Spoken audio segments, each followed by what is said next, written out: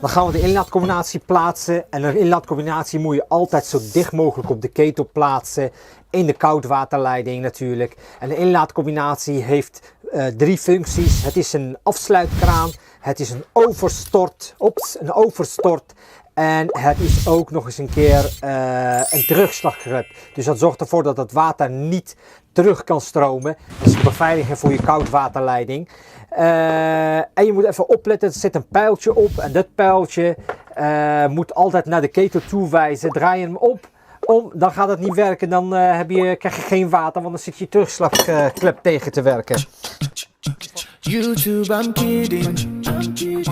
I'm kidding. I'm not a danger, kidding my daughter child. Klein aandachtspuntje, de vulkraan moet altijd een kraan zijn met een terugslagklep. Niet vergeten. De gaskraan moet altijd bestaan uit 2 delen, dus een los afneembare deel.